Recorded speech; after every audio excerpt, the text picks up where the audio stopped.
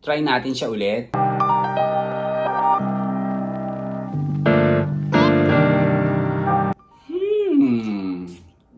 Ayan.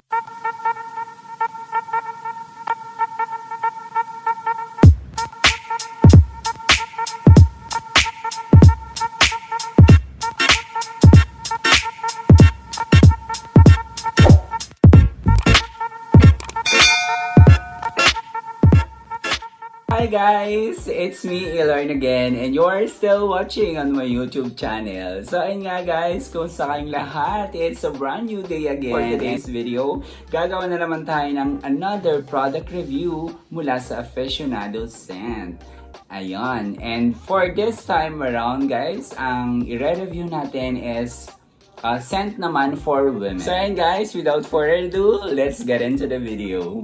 This time around guys, ang i-review natin is F47.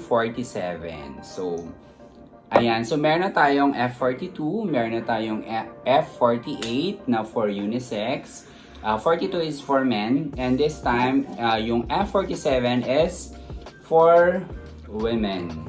So, open natin siya. Tanggalin lang natin yung seal.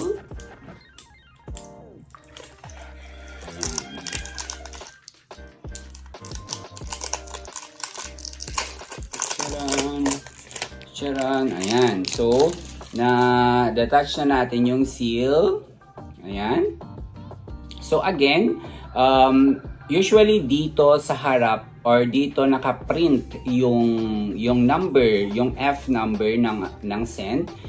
Dito is, makikita nyo is F47. Usually, kapag kulay red, that's for women. Pag black naman, for men. And for, I think for green is for unisex. So, ito siya. Try natin. Ready? Oops. Oops. OMG. Oh my gosh! Mabango din siya. Ito, for men, for women, sweet yung amoy niya na may pagka-citrus. Yung scent. Hindi siya ganun katapang compared doon sa F48.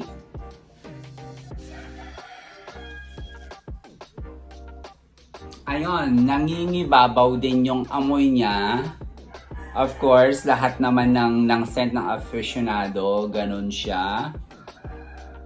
Ayun, so sweet lang, so sweet, mild lang yung kanyang, yung scent, hindi siya ganun katapang. And then as I've mentioned nga, meron siyang parang citrus na amoy.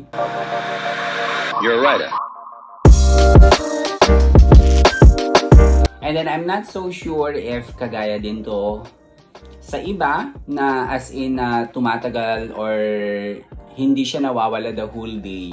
Kasi 'di ba, usually lahat ng scent ng Aficionado is nagtatagal talaga siya the whole day, or even kahit labhan mo na yung damit mo or kahit tanggalin mo siya, di ba? Minsan kumakapit pa rin din yung amoy niya. Try natin siya ulit.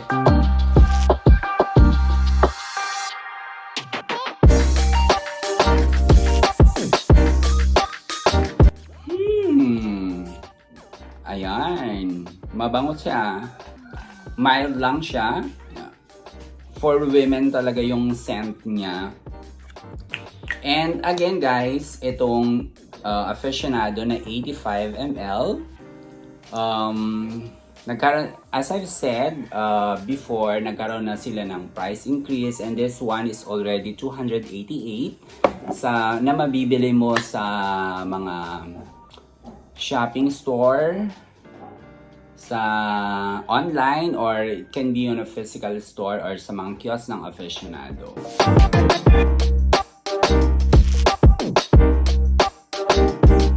And of course guys, sa paggamit, make sure lang na huwag tatamaan yung mata natin. And of course, i-store natin siya sa place na kung saan hindi ma-reach or ng mga bata.